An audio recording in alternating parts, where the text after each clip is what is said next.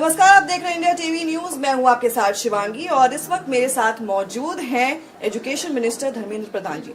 Sir, आपका India TV बहुत बहुत स्वागत है। सर, अभी हाल ही में डिसीजन लिया गया है कि सीबीएसई जो है अब अगले सेशन से 2 बार 10वीं के बोर्ड्स कंडक्ट करेगा, तो इसके पीछे कारण क्या है और चैलेंजेस क्या क्या हैं? देखो, एनईपी की एक्सपर्ट अथॉरिटी ने ये रिकमेंड किया था बच्चों को परीक्षा के तनाव से ईज लाने के लिए, तनाव से मुक्त करने के लिए उनको अगर एक सेकेंड ऑप्शन दिया जाए तो ये ठीक रहेगा। ये हम लोगों ने सक्सेसफुल इस देश में जेई एंट्रेंस में 2 बार ऑप्शन देते हैं। जो परीक्षार्थी जो एग्जामिनी अगर जिसमें अच्छा करता है, जो स्टूडेंट्स जिसमें अच्छा करता है उसी को प्रिफर करता है, उसी को ऑप्ट करता है, क्योंकि उसी साल उसको कई प्रकार की एंट्रेंस भी देना पड़ता है। एंट्रेंस की भी एक प्रेशर रहती है, फिर अपना बोर्ड की भी प्रेशर रहती है। बोर्ड में कई दिनों से एक एक्सपर्ट ओपिनियन था कि थोड़ा उसको और रिफॉर्म किया जाए, इसलिए उन्होंने रिकमेंड किया था कि साल में 2 बार एग्जामिनेशन करने से अच्छा रहेगा। जेई की अनुभव बहुत अच्छा रहा है। लगभग समान नंबर की 12-15 लाख बच्चे 2-2 बार जेई की एग्जामिनेशन देते हैं। जो बेस्ट होता है उसी को ऑप्ट करते हैं। वैसे ही बोर्ड में भी हम 25-26 एकेडमिक ईयर की जब 26 में परीक्षा होगा, बच्चों को 2 बार की अवसर दिया जाएगा, जिनमें वो अच्छा करेंगे उसी नंबर को ऑप्ट करेंगे, उसको ही वो ले जाएंगे। इस प्रकार की फ्लेक्सिबिलिटी, उनको ज़्यादा अवसर मिले, स्ट्रेस फ्री रहे और बेस्ट ऑफ द परफॉर्मेंस उनमें जो हो उनको ऑप्ट करे, यही उसकी उद्देश्य है। सर, एनईपी का आपने नाम लिया, एनईपी को लेकर कई सवाल उठ रहे हैं कि इसके थ्रू जो है हिंदी इम्पोज की जा रही है, ऐसे एलिगेशंस हैं। आपका इस पर क्या कहना है? देखो, मेरे को आप एक शब्द कहीं ढूंढ के निकालो जहां एनईपी में कोई पर्टिकुलर लैंग्वेज को किसी के ऊपर इम्पोज करने की कोई व्यवस्था है। उसकी विपरीत एनईपी कह रहा है कि पढ़ाई 8वीं तक, 8 स्टैंडर्ड तक उचित होगा अगर अपना मातृभाषा में होगा। भारत में अनेक भाषा है।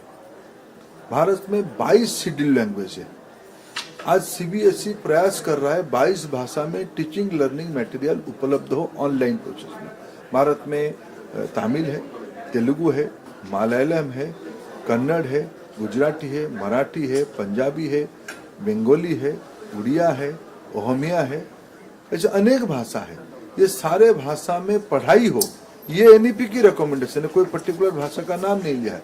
कुछ राजनीतिक व्यक्तियों का अपना कुछ मजबूरी है, वो अपना कोर गवर्नेंस सिस्टम में फेल होने के कारण ये इसको एक प्रचार तंत्र के माध्यम से वो पहुंचे हैं, वो उसको उस रास्ता को अपना रहे हैं।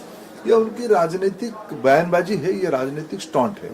ठीक है सर, एक सवाल ये है कि वीवीआईपीज और सेलिब्रिटीज आमतौर पर अपने बच्चों को यहाँ नहीं पढ़ाते, देश के बाहर भेज देते हैं, जबकि हमारी यूनिवर्सिटीज और कॉलेजेस भी मेहनत कर रही हैं कि उस लेवल पर लाएं, लेकिन ये जो ट्रेंड बन गया है इसके पीछे क्रेज ही हो गया है। नहीं, मैं आपको एक फैक्ट, भारत में 4 करोड़ हायर एजुकेशन में स्टूडेंट पढ़ते हैं, उनमें से सिर्फ 10-12 लाख बच्चे बाहर जाते हैं। हाँ ठीक, उसमें कुछ संपन्न घर के बच्चे जाते हैं, कुछ अच्छे स्टूडेंट्स भी जाते हैं जिनको कोर साइंस में, कोर स्टेम में और एडवांस रिसर्च करना है, वो पीएचडी के स्टूडेंट के नाते। ये तो पहले से भी जाते तो सर, क्या हम वो दिन देख पाएंगे जब बाहर के बच्चे उसी तादाद में वापस मतलब इंडिया पढ़ने आएंगे? हम लोगों ने स्टडी इन इंडिया करके एक प्लेटफॉर्म बनाई है, जिसमें हमारा विदेश मंत्रालय उसमें काफी एक स्कॉलरशिप भी दे रहा है। भारत की इंस्टीट्यूशंस अपने कैंपस में फॉरेन स्टूडेंट्स आए उसके लिए अलग प्रयत्न कर रहे हैं। वो आज भी बहुत सारे फॉरेन स्टूडेंट्स हमारे वहाँ पढ़ रहे हैं, लेकिन भारत की जो इमर्जिंग मार्केट कैपेसिटी दिख रहा है ना, मैं पूरा आत्मविश्वास के साथ कह रहा हूँ, भारत को समझने के लिए जिनको भारत में संबंध रखना है, ट्रेड, कॉमर्स, इंडस्ट्री चलाने, ग्लोबल प्लेयर्स को, उनको भारतीय एजुकेशन में कुछ बच्चों को तो उनके देशों में ट्रेन करना ही पड़ेगा। सर, बस लास्ट सवाल, एक कोई भी किताब जो आप चाहते हैं कि देश के युवा को पढ़नी चाहिए? देखो, ये किताब आपको यूनिफॉर्मली में रिकमेंड जो उनको लाइफ के लिए तैयार करती है। देखो, फिर व्यक्ति की चॉइस के ऊपर है, उसकी सामाजिक पृष्ठभूमि और उसकी भारत की सभी विद्यार्थियों की रुचि और समझ की स्तर भांति भांति है। उस हिसाब से सब पढ़े, सब किताब पढ़े, मैं ये कहूँगा सब किताब पढ़े। डिजिटल बुक तो आजकल ज्यादा पढ़ रहे हैं, लेकिन वो भी पढ़े, लेकिन किताब पढ़े। Book reading is a good habit, इसीलिए हमारी सरकार ने काफी प्रयास भी कर रहा है।